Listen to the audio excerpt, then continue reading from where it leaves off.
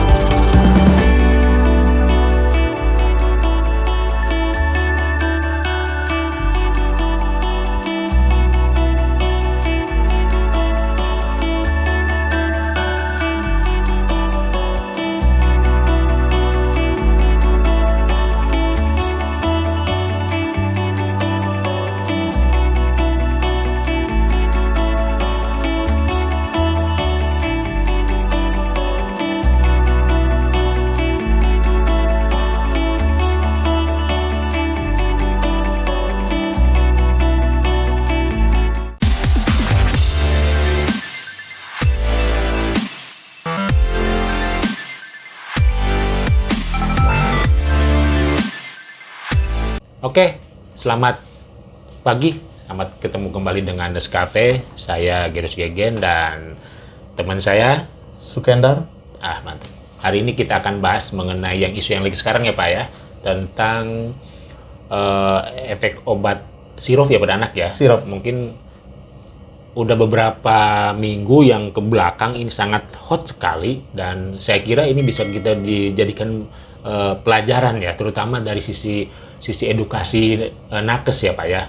Nah, menurut Bapak sebagai orang pemerhati kesehatan, dalam hal ini adalah nakes, dalam hal ini juga adalah perawat, bagaimana melihat dari satu aspek fenomena yang sekarang terjadi ini? Karena korbannya kalau nggak salah berapa? kurang lebih 133 anak deh yang udah meninggal. Yang update ya? Iya, yang update, yang terupdate. Menurut Bapak, ini fenomena apa sebetulnya? Setiap kali ada peristiwa, kemudian kita ada peristiwa Kanjuruhan ya, Kanjuruhan. 100 sekian yang meninggal, terus itu karena gas air mata. Sekarang juga ternyata ada anak-anak kita yang ternyata memang obat ini sudah sering kita pakai anak kita sebetulnya. Iya. Nah, menurut Bapak ada fenomena apa nih selain kita berbicara soal nanti aspek kimia-kimia yang lain itu? Baik Pak Egen. Terima kasih rekan perawat seluruh Indonesia. Kita tertarik membahas tentang fenomena gagal ginjal pada anak. Nah, tentunya saya kepada rekan menghimbau karena kita paling terdepan, garda terdepan sebagai tenaga kesehatan, tentunya harus bisa memberikan edukasi kepada saudara kita, tetangga kita, dan teman sejawat kita perihal tentang pemakaian obat-obat tersebut. Karena menurut saya ini adanya suatu kelalaian, Pak. Ada suatu kecerobohan dari tanda kutip pihak tertentu. Artinya, Pak, kita juga kan tidak tahu sebagai tenaga kesehatan obat itu memang dikonsumsi oleh pasien-pasien setiap harinya kan, dan udah bertahun-tahun. Nah, jadi kalau saya menilai sekarang ada kejadian yang wabah, yang saya katakan boleh wabah, hampir di 22 provinsi ada anak terjangkit gagal ginjal, berarti adanya suatu pengawasannya itu tidak terukur, Pak. Pengawasannya itu ada gagalnya atau kelalaian suatu pengawasan dari badan mana? Nah, dari badan-badan yang ada punya fungsi pengawasan tersebut. Itu yang pertama, Pak. Kedua, nah dalam pengawasan itu pasti yang kita persalahkan atau patut diduga kesalahannya itu terjadi di produk atau yang memproduksi obat-obatan tertentu, Pak. Misalnya tadi, ini kenapa anak terjadi gagal ginjal? Karena ada kandungan DE dan DEG yang di ambang batas. Padahal normalnya kan 0,5 per kilogram berat badan itu harus diberikan si DE sama DEG itu. Namun, ada yang berlebihan. Nah, siapa yang bertanggung jawab? Kan begitu kan, Pak? Siapa yang bertanggung jawab? Tentu di sini negara harus hadir, Pak. Oh iya, betul. Negara harus hadir. Karena apa? Ini banyak warga masyarakat, mungkin sejawat kita juga ada yang kena dampak hal ini. Tentunya kita harus meminta pertanggungjawaban kepada pemerintah. Kenapa? Untuk ya mungkin minimal memberikanlah santunan, gitu kan, Pak? Misalnya kan contoh Kanjuruhan aja ada santunan tuh dari negara kan? Iya. Kanjuruhan maaf 135.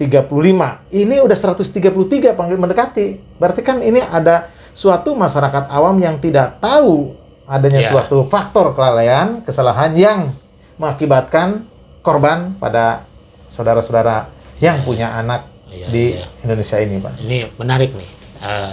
Dijelaskan dari sisi faktor regulasi, pengawasan, dan pemakaian sampai pada akhirnya adalah korban. Nah, ini saya lebih senang kepada aspek korban dan edukasi sebetulnya. Kan masyarakat kita kan katanya hampir 60% terjadi di pelosok-pelosok yang memang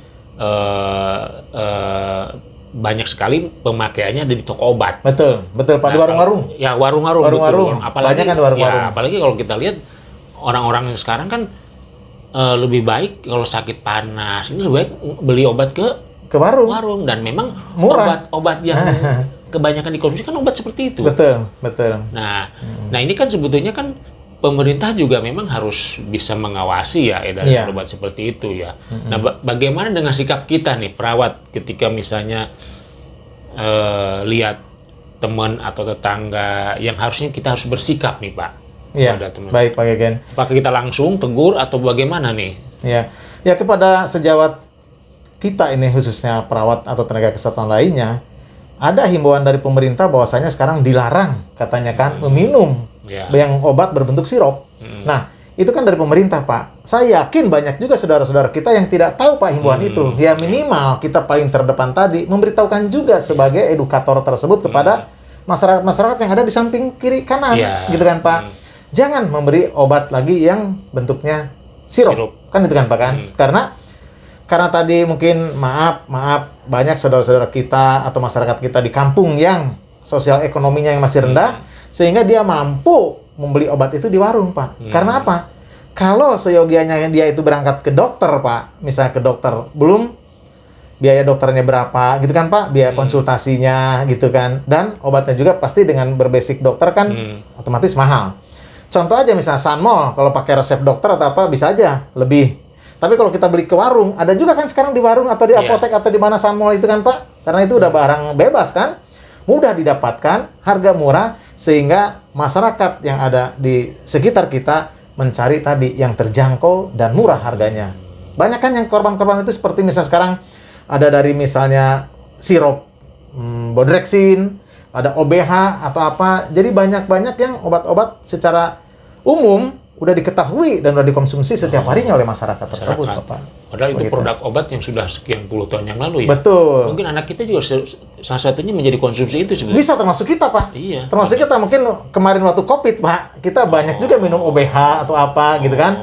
Mungkin itu regulasi masih bagus. Masih. Mungkin karena sekarang tadi tidak ada pengawasan, Pak. Tidak ada kontrol ke dalam suatu perusahaan-perusahahan itu, akhirnya serta-merta mereka tidak tahu meningkatkan itu DEG tersebut sehingga kontrol dari tanda kutip BP POM kurang. Biasa kita kan, Pak, udah terjadi macam-macam, terjadi hiruk pikuk, baru kita membuka mata, baru ada yang saling salah menyalahkan gitu kan. Harusnya kan memberikan solutifnya apa gitu kan. Tadi saya sih menghimbau gitu kepada pemerintah, sama dengan tadi Kanjuruhan, tolonglah orang yang tadi masyarakat awam yang korban gara-gara suatu perusahaan itu, berikanlah Pak tadi seperti misal santunan gitu kan, santunan karena anaknya itu meninggal, ada yang 2 tahun, pokoknya rata-rata kan kena 6 tahun ke bawah kan, Pak. Oh iya. Nah, ada satu istilah begini, Pak. Kalau dalam obat itu kan reaksi obat kan berbeda setiap orang ya. Anak saya 3, Pak. Iya. 1 itu Novalgin alergi, Pak. Novalgin. Yang 2 enggak. Ini artinya kalau ke kasus ini kan bisa saja mungkin, ya maaf aja, mungkin kita salah satu faktor yang keberuntungan nggak dapat kasus ini ya Pak ya. Iya. Bisa nggak melihat dari aspek situnya Pak? Kalau kita reaksi obat kan tidak semua orang sama. Tergantung autoimun tadi kan, Pak. Nah, Tergantung antibodi. tergantung ini Masing- juga faktor masing-masing. ini kali penghasilan. Oh enggak, tidak ada hubungan. Ya dong. Kalau yang bisa saja mungkin karena sirup kan mungkin bisa dibeli, Bisa gampang. dibeli, Kalau iya. punya duit kan lebih ke dokter, obatnya lebih baik yang katanya paten ya Pak ya. Betul, kayak itu kan Nopalgin paten loh Pak. Paten ya. Nopalgin paten. Nopalgin di warung-warung tuh jarang Pak. Jarang, Itu di ya. apotek Iya. rata-rata kan. Iya. Kalau di warung kan adanya Bodrexin, Iya, apa untuk kan? kasus yang Paracetamol. kasus yang sekarang nih Pak. Iya, Sekarang. iya. Kalau sekarang kan misalnya tadi yang berbentuk sirup sekarang nggak boleh Pak. Nggak boleh. Bahkan orang tadi sirup emah pun nggak boleh Pak sekarang ini. Padahal itu emah ibaratnya kan, nggak ada hubungannya dengan tadi yang di ini. Tapi sekarang pemerintah tidak boleh Pak. Nah, Berbentuk sirup Ya, tidak boleh. nah, kalau begitu saya melihatnya dari sisi edukasi perawat juga mestinya punya fungsi moral ya Pak ya. Punya moral artinya begini. Bukan saja kita sebagai pemakai dan pengetahui. Nah, bagaimana ketika di masyarakat? Apakah kita harus melakukan edukasi khusus kepada masyarakat atau memang kita bekerjasama dengan OP-OP yang lain? Ayo kita bikin penyuluhan, ayo kita bikin ini. Ya tadi Pak. Tugasnya apa sebetulnya itu? Sebenarnya perawat itu kan multidisiplin kan Pak. Semuanya tuh mampu karena ada tugas perawat itu sebagai memberikan tadi edukasi atau pelayanan kepada kesehatan masyarakat. Ada fungsinya itu Pak sebenarnya kan. Boleh Pak, perawat juga memberikan tadi kepanjangan tangan dari pemerintah.